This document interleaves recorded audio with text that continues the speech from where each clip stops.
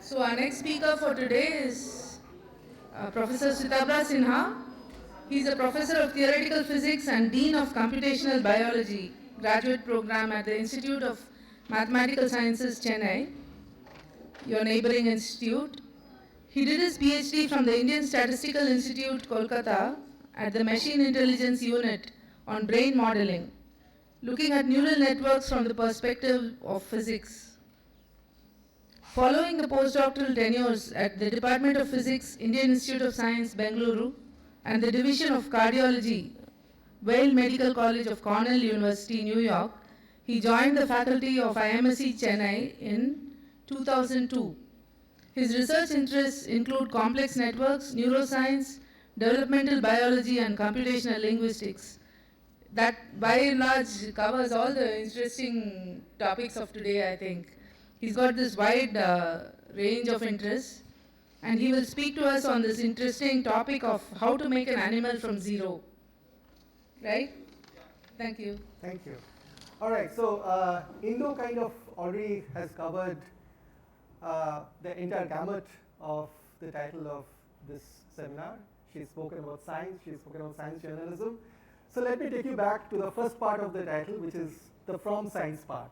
Okay, so I won't have anything too much to say about journalism, save to explain to you why most of us scientists are often completely indifferent about the politics, because we are so fascinated by some of the questions we are working on that we don't really often think so much about the politics part.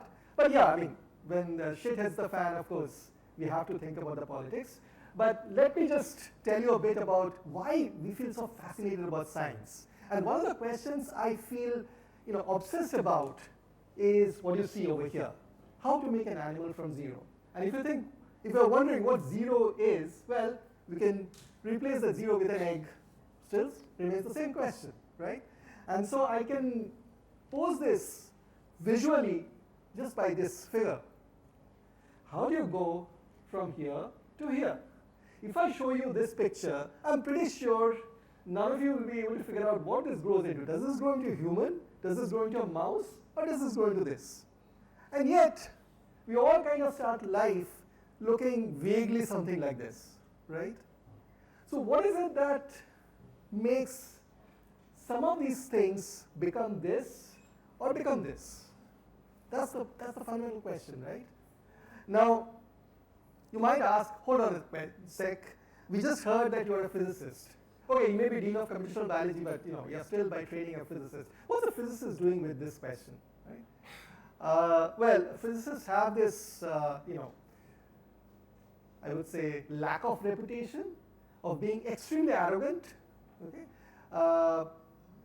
famous physicist called Millikan had once said, and this is in the 1920s, when asked about science, he said, "Science?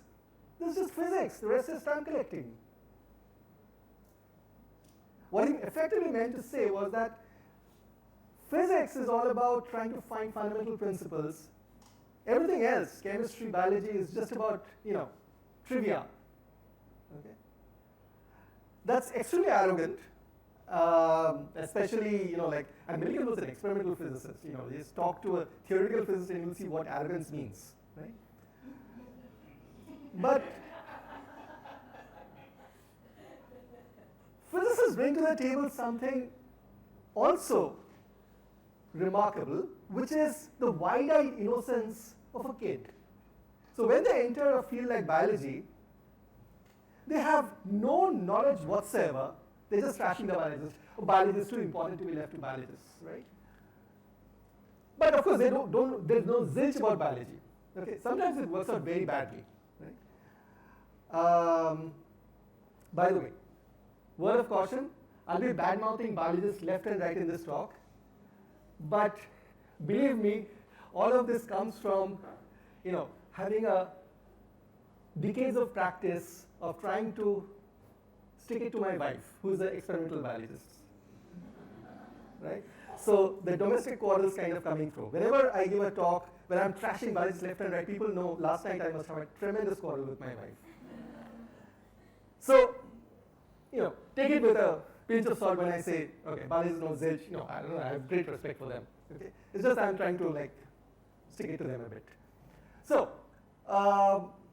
what do the physicists bring to the table? The fact that we don't know anything about biology actually works for us because we start questioning all the fundamental assumptions that any biologist worth her salt would have learned from day one. Okay? So when you learn something, like for years and years, as Indu said, sometimes you just learn to believe in it without having ever questioned it.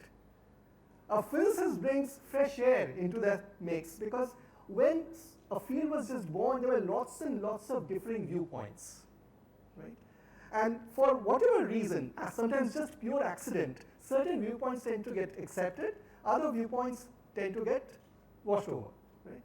So when a physicist comes into the room, suddenly this guy, it tends to be dominantly a guy, unfortunately.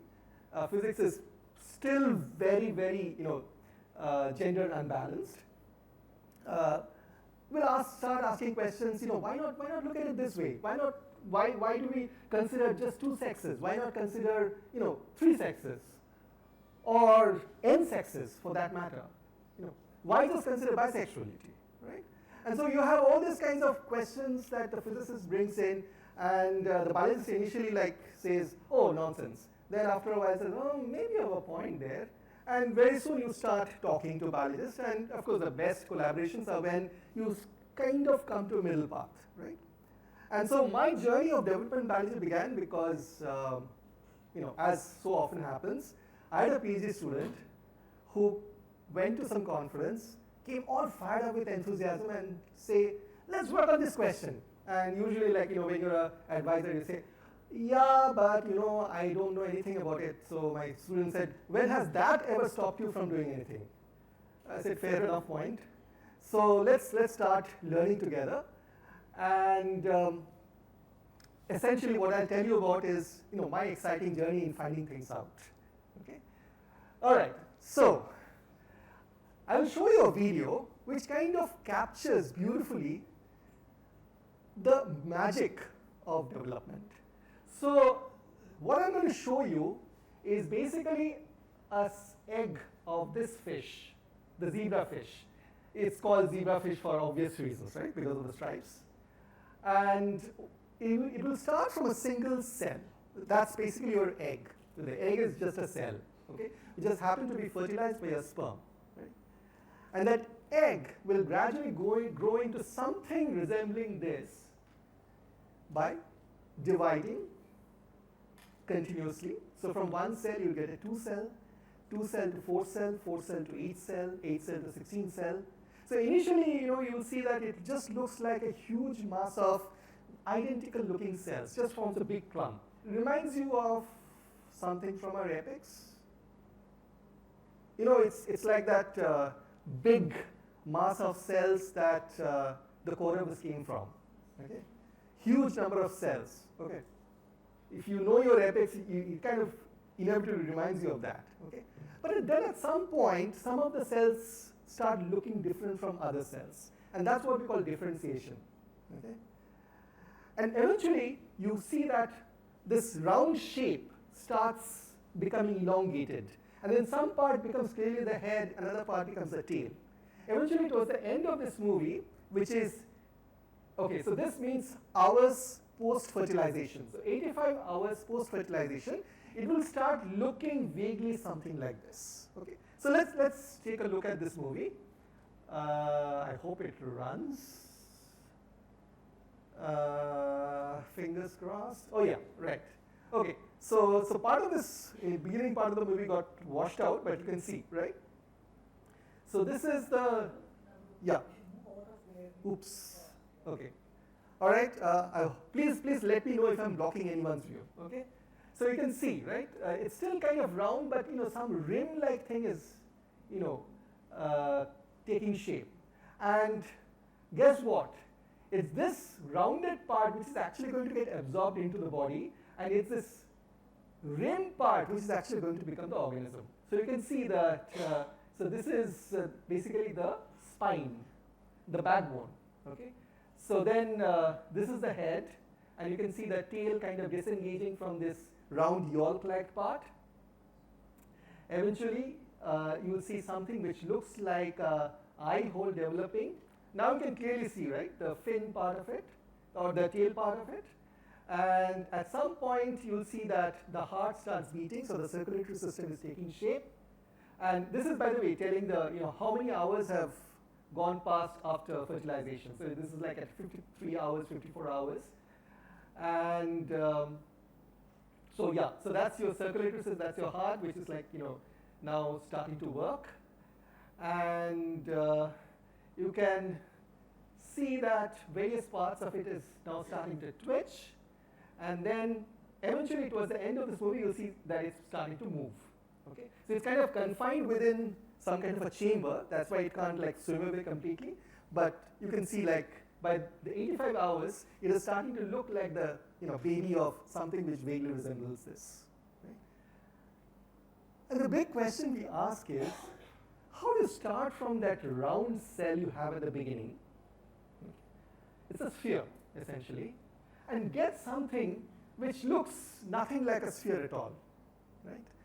Now, probably you know that the Greeks used to call the sphere the most perfect object, because no matter how much you turn it, move it, it looks the same.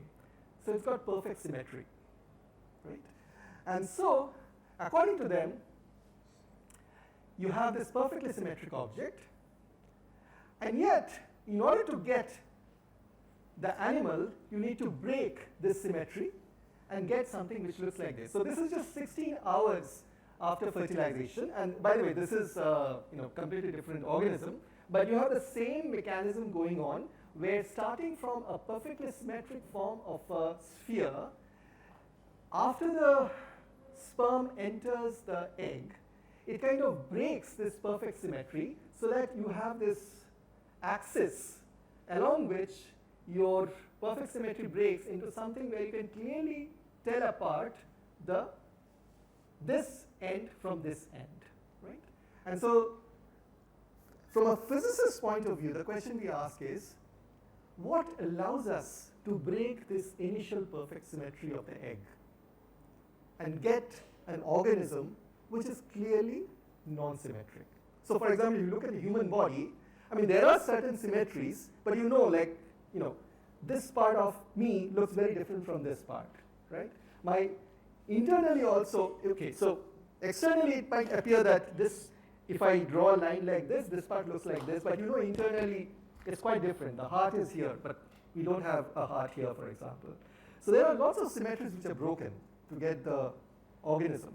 Okay? But even we started life as a perfectly symmetric spherical cell. Okay? And physics, as many would argue, is actually a science of symmetry breaking. Okay? Because symmetries imply conservation. So you get conservation of mass, conservation of angular momentum. I'm sure that you have studied all of this in high school. You can connect these with symmetries. Okay? And what we essentially are in the business of is understanding what leads to such symmetries being broken under specific circumstances. And this is where we come from when we look at development. Okay, so how to break symmetry? Let's take some very homely examples. I think almost all of you have been to Chennai airport. Yep, okay. So this is a movie I took of Chennai airport. So to break symmetry, there are two conditions you must meet. First, you should have multiple possibilities. Okay, so when you get off the plane and you're going towards your luggage carousel, you'll see that Chennai airport has these two escalators, and you can choose any one of them, right? So in this particular case, you have these two options, but you can see that roughly equal number of people have chosen them. So just having multiple possibilities is not enough. So the second thing is we need some way by which you're more likely to choose one possibility over the other. Okay, again going back to Chennai airport. So now that you have taken your bag from the carousel, provided of course it has arrived with your plane, you walk towards the exit. Okay, first you have to of course figure out where your exit is. So So this is your decision point, right? So you come to the gate and you realize that the front is barred, so you have to go either left or right, right? Now which one do you choose? Do you go right or do you go left? Okay. So in this particular case, I chose left. But if you don't know anything about Chennai Airport, what will you do? You will just follow what the previous passenger before you did, right? And that results in symmetry breaking, because now what will happen, the passenger behind you will probably follow you, and the passenger behind that person will follow that person, and so on. And so suddenly you have a huge number of people who are going to the right. And for all you know, there might be nothing in the right. Okay? It's just like whatever caused some initial person to choose left over right, and that kind of tends to get frozen. The decision gets frozen. Right? All right. So this is essentially the underlying physics. Okay? That how do we explicate the mechanisms by which we break the symmetry that results in an egg, which is perfect symmetry, into becoming the symmetry broken organism. Okay? All right. And physics happens to have a brilliant model and a simple one to explain this. It goes by the grand name of the lens-easing model, and it was proposed a century back. Okay? Now, Lenz and Ising are actually the two people behind them, Lenz being the advisor and Ising being the student. Now, I often tell when I'm teaching Ising model to my physics students, who's the luckiest man? Okay, maybe I should change that. Who's the luckiest physicist ever born? So they think a lot, they think Einstein. I said, oh, Einstein had to struggle a lot. He's not lucky. And then I give the example of Ernst Ising. Why is he lucky? Okay. Imagine this. Ising had been given this problem for which he is famous by his advisor, Wilhelm Lenz, a very famous German physicist. Okay?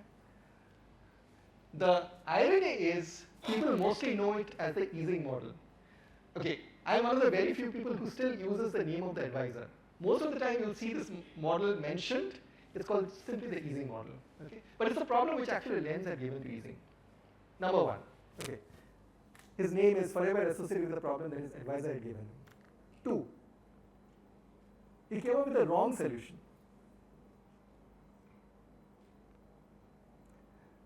Number three, despite all of this, his name will forever be there in physics books. Number four, he left physics after his PhD. I should be so lucky, right? After working, 3 decades in physics, no one will ever remember me. But this lucky stiff got the problem from his advisor, did the wrong solution, left physics, and his name will be forever known. If you don't call that lucky, I don't know what is. So, why is he famous? Okay. That's because his advisor told him, look, how can you break symmetry? Can you come up with a very simple model? And he was doing this in the context of a magnet. Now, what's the property of a magnet? Anyone? It attracts, right? But underneath, what's going on? There are magnetic fields, fantastic. And can they be of any orientation? They have all to be in the same orientation, right? Okay. So to form north, for example, they have to be in the same orientation. To form the south, they have to form the opposite orientation. Correct. Now, how do you get a magnet? Sorry? How do you get a magnet? Sorry? Yeah, well, okay, you're better than my students. So some of my students said, you just stroke it with another magnet. I said, yeah, where do you get that magnet from, right? And very soon people realize that, okay, there has to be some magnet, right? So how did that magnet get formed? Okay. So there has to be some spontaneous way in which the spins have to orient in the same direction, right? So if you just take, let's say, iron, which we know becomes magnets, in its unmagnetized state, it looks something like this, right? So the spins are all randomly rearranged. Roughly half of them are up, half of them are down. Now I call that symmetry because there is no particular preference for one particular orientation. Right? And what Lenz basically asked Ising to investigate was, suppose you have the following interaction between neighbors. You want to be like your neighbors, right? So imagine that these spins are like college kids, right? They want to conform. They want to be very much, as Indu said, fashionable, right? They have a particular body image, right? They all like to be clones of each other, right? So very soon you'll have, all of them looking exactly the same, right? In this particular case, this tendency to look exactly like each other makes them all point in a particular direction. And voila, you get magnetization. It becomes a North Pole. Right? If they, on the other hand, they all decided for a different body image, namely pointing down, you'll form the South Pole. Right? Okay.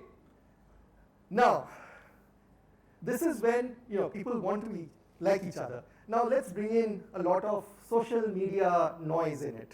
Okay. So some people are saying, no, you have to be exactly like Lady Gaga. Others says, no, I want to be like Charlie XCX. Okay. Or someone says, what about Rebel Wilson, right? And so, like, you don't know what to follow, right? So this is what I would call noise, right? And so you have still, people want to follow each other, but now you have got competing tendencies amongst them. So what do you get? Disorder, right? So you want to follow others, but you don't know which body image to follow. Okay. Speaking in magnetic terms, Ising did this problem and told Lenz, you know what, your model is completely wrong. Because the moment I put it, so what is noise in physical systems? It's temperature, right? Only in zero temperature would you actually get ordering in this model. So if you put any temperature, it will tend to disrupt things and you'll get back, loss of magnetization. So clearly it's not right. And yeah, I mean, probably said something like, you have disillusioned me with physics, I'll go and teach children. Okay? And he went and became a school teacher, right? Well, if only he had persisted. Okay? So Lars Onsager in 1944 showed that if you now look at not just a chain, but something like a plane of such spins, okay? So you're not only looking at your neighbors to the left and right, but also to front and back, it's a completely different story, right? So as long as the noise is not too large, okay, so your temperature is less than critical temperature, you'll actually have everyone agreeing, okay? What does it mean in terms of social circles? It means that if you have a large enough social neighborhood, then you can actually, for a sufficiently strong coordination tendency and low noise, tend to coordinate with others. So you have this entire group of, let's say, Rebel Wilson lookalikes, right? So how to put the story in a single graphic? Along one axis, you have increasing temperature or noise. Along the other axis, you have this global signal, okay, which tells you like which body image is kind of dominant. Okay, is it Charlie XCX or is it someone else? Okay, so you could either increase temperature or you could strengthen interaction. They are like opposing each other. And for low temperature and strong interaction, you get ordering, that is breaking of symmetry. So people would tend to have clusters of very similar looking people, which could be all down or all up. But if you have increased temperature, you get disorder. Okay. So what role is global signal playing in all of this? It just picks which body image is going to be the dominant one. Okay. And basically you can think of this as your mass media, and stronger interactions as basically like how much influence do your friends have on you? And increasing temperature noise is basically, like how much uncertainty about you have about, what your friend's saying is actually the trend which most people are following. Right? So you can see that it has got kind of a lot of connection with, our everyday life, and it's not very surprising that many physicists actually use these kinds of models to understand social fads. In fact, we have done it ourselves. Okay? All right. So how do you now get transition from order to disorder or back? Okay? Or how do you get the symmetry breaking transitions? So interestingly, there turns out to be two kinds of such transitions. One is induced by this global signal or the field. Okay? Okay, let's give you an example. So this is a train station. Actually, it's Grand Central, but you can replace it with Chennai Central. And you see the large hall, people are milling about, somebody's going left, somebody's going right, and so on. And suddenly, and so if you look at the overall motion, they will all average out to 0. Okay? And suddenly there's this announcement. Train number 1, 2, 3, 4, 5, अब platform 5 में आ रहे हैं यात्री को and so then suddenly you find there's a huge mass streaming towards a particular direction. Right? So what you have is essentially an ordering transition or a symmetry breaking transition, right? Where what was initially completely symmetric, people were going any which way, now becomes a preponderance of people moving in a particular direction. Okay?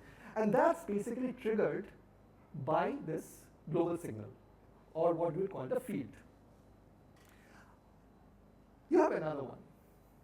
And this is where you can have this transition without any global signal.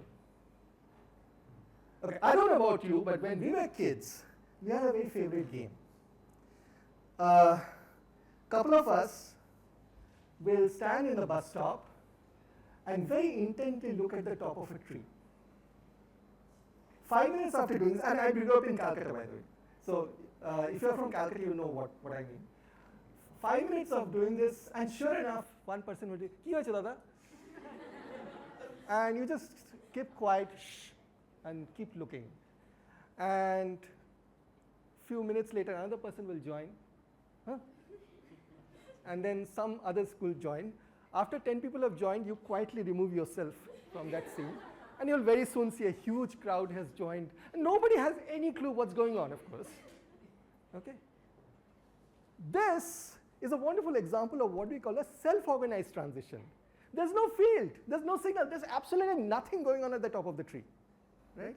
But just the fact that people tend to get influenced by other people doing something is enough to create a ordering or a symmetry breaking. So this is entirely induced by people-people interaction, no field. Okay? Now, why did I bring this up?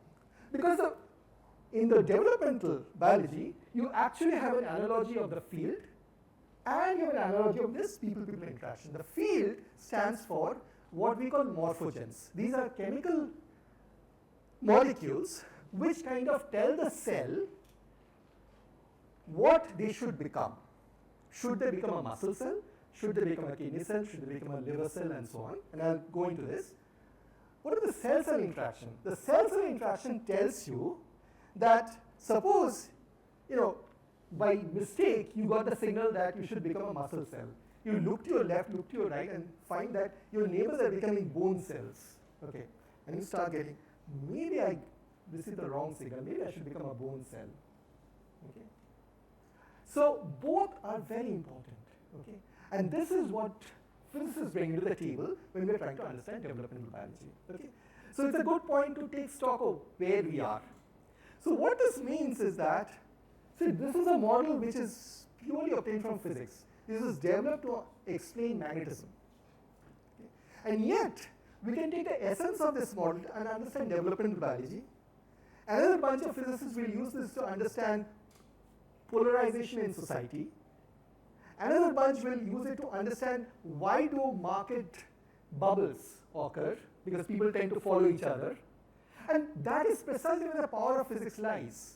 The fact that we build abstract models which may initially be built for something, but can be equally used to now explain phenomena in a completely different area.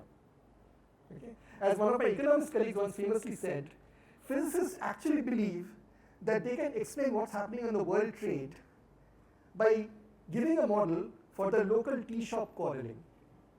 Okay? Now, what is the price that we pay for all this? The price is, of course, the model is too simple even for explaining real magnets. Because if it was very, very detailed to explain what a real magnet is, of course it won't apply to anything else. So we abstract out. We cut out a lot of realistic details to keep only the essence.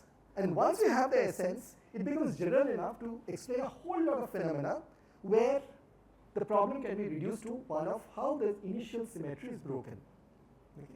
Because if you think about it, polarization in society is all about symmetry breaking. You have the freedom to be left, right, whatever, right? But somehow, because you are falling in with a bunch of fellow left-wing thinkers, you become leftist, let's say. Okay? Or maybe you receive some kind of a global signal and you become right-wing or whatever. Right? So you can explain a lot of phenomena simply by using these very abstract models, and that's what actually physics brings to the table. All right. So now that I have given you kind of an intro to the physics of it, let's go to the main question in the remaining 10 minutes, where we ask, how does this complex organism actually get created? And of course, one of the first question is, where does this information for actually creating the body plan exist? Now, if you ask a regular school kid, this is typically the answer you'll get. In the genes, where else will it be? Grandpa, right?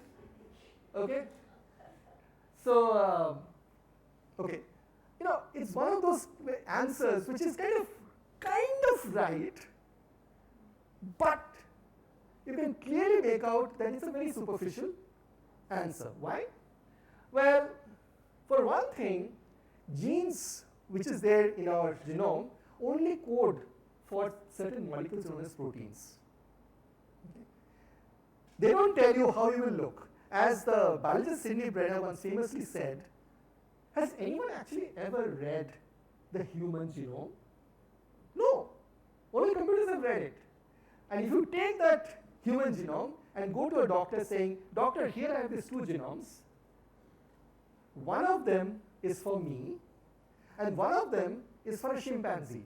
Can you tell me which part makes a chimpanzee, and which part makes me a human? Nobody has this answer. Yeah, sure, they have certain different proteins which are different from ours.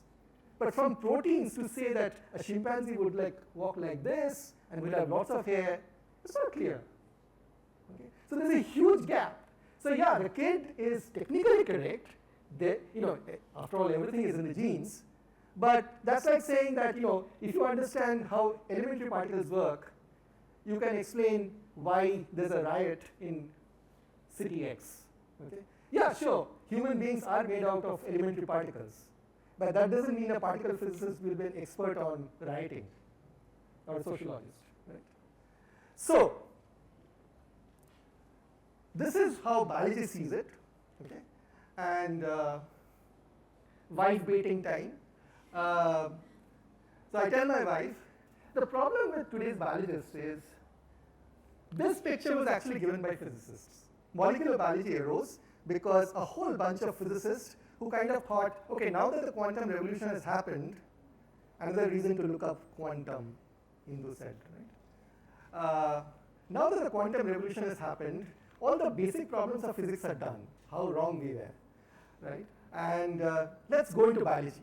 Right? So we have people like Niels Bohr, Max Delbruck, Erwin Schrödinger, all of them very famous physicists getting into biology wholesale.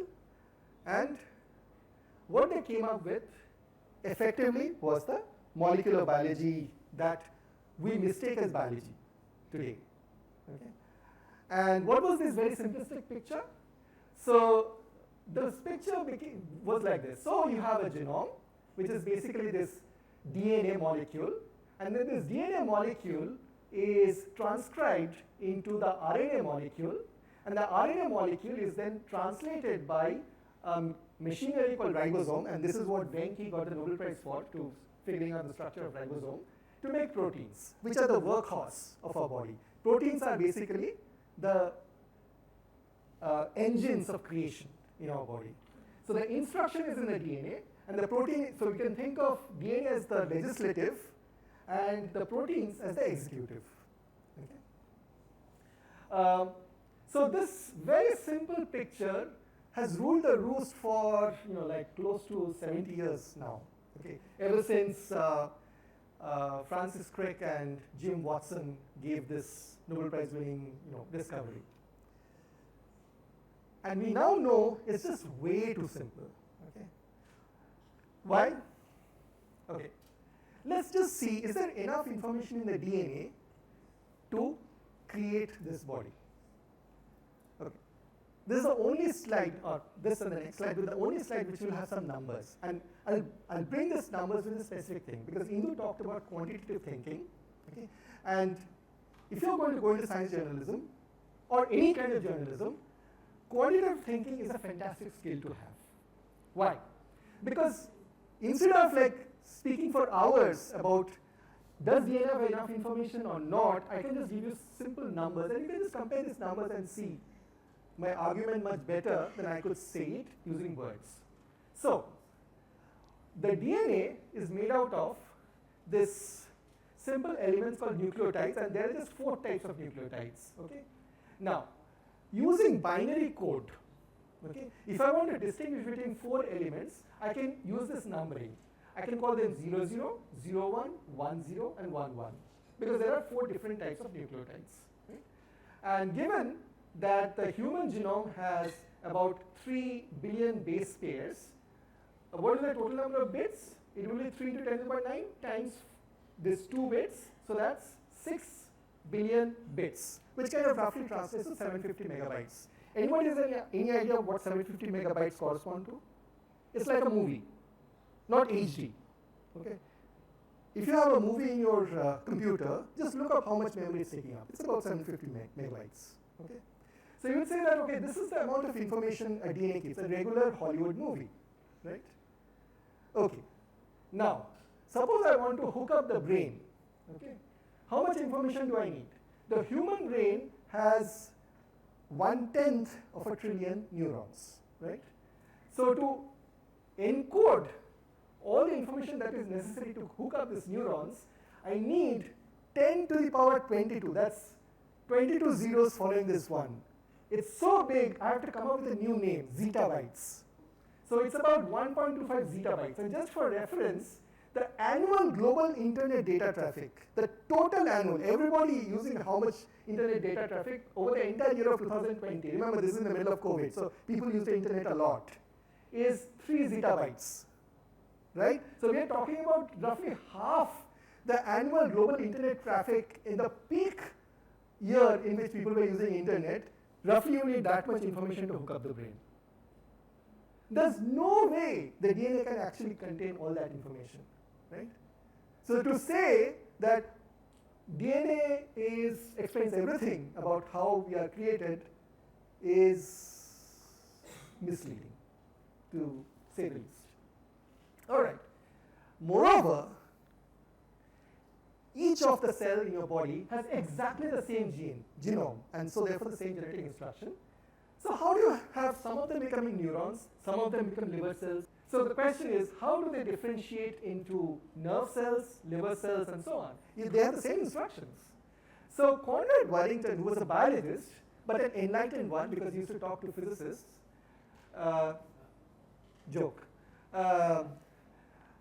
gave this wonderful picture. He said, how does a cell become its final state? So the cell, all cells start out by being stem cells, right? Now, as they develop over time, they come to various branch points. It's a bit like, imagine you a child, you are at school. The world is your oyster, you can be anything, right? You can be, okay, I'm not sure President of the United States is such a great idea, but, well, you can't be because you're going to be only a naturalized citizen, but you can be President of India if you want, okay? Not that it's such a lucrative thing anymore. but you can be, titan of industry. You can be, Nobel Prize winning writer. You can be a painter, anything, right? And then you do your class 10, and you do terribly in science, right? And so you say, okay, science is over, so let's go with humanities, okay? So, and then end of class 12, you realize that, okay, I have to choose between, let's say, history versus English, okay? Let's say you choose English, okay? So suddenly a lot more doors get closed. And then, after undergraduate, you have to decide whether should I do masters or not. After that, you decide, should I go into industry or should I continue, should I do a PhD or not? And every decision that you take means certain doors getting closed, okay? And that's pretty much what happens for a cell, okay? So as the cell goes down, it reaches decision points, and eventually it ends up with a particular end state, okay? And usually it's very hard for it, just as it's true in India, it's very hard for you to go back and become a film director, for instance. Okay? You can do it, but you have to work really hard. So similarly for a cell, to turn it again into a stem cell and to make it differentiate in something else requires it to be beaten up, poured into acid, and induce pluripotency. All right. And so what Waddington said that, look, what this is happening is that you've got a lot of these genes which are interacting with each other, which is causing this landscape to be created, which is, on the landscape on which the cell is basically making its decisions. And this was validated by two brilliant French biologists, Monod and Jacob, who showed that genes can actually switch each other on and off. Okay? Genes are not acting independent of each other. They can actually produce a protein which can switch another gene off, or one of the genes can produce a protein which can switch another gene on, and this is how they form a network. And this is how they make certain possibilities possible.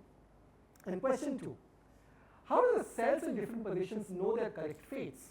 So how do you have the cells which are at your feet developing into muscle cells and bone cells and not becoming retinal cells, for example? You don't want eyeballs sprouting on your toes, right?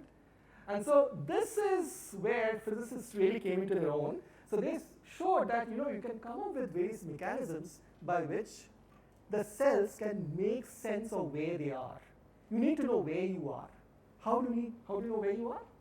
Well, to get positional information, you need to have some kind of a signal which tells you that you are in this location. And an example of how this can happen is shown by this picture of the Arirang Mass Games in North Korea. So focus not on what's happening in the stadium, but what's happening in the stands. Okay? This is completely irrelevant from my point, but very soon the camera will pan towards what's happening in the audience.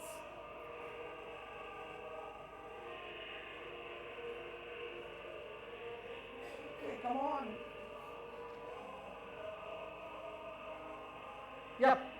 So you see that this picture of the North Korean flag is actually formed by kids holding up placards.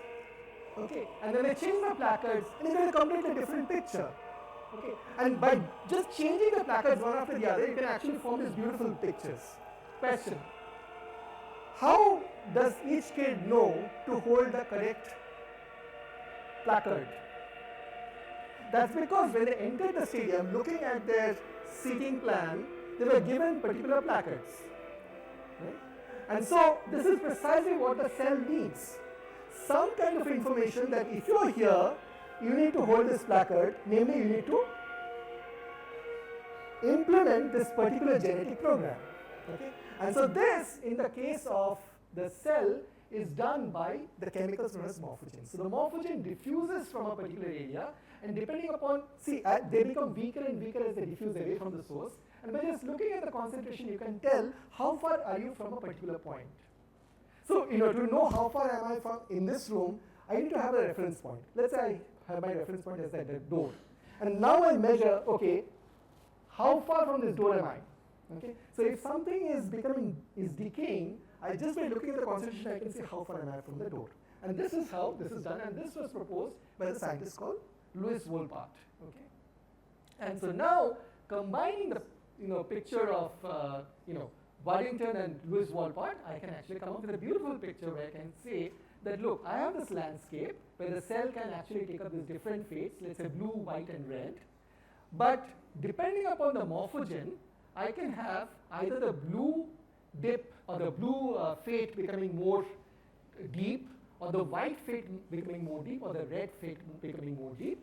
And this essentially tells me where I am. Okay, I'm done.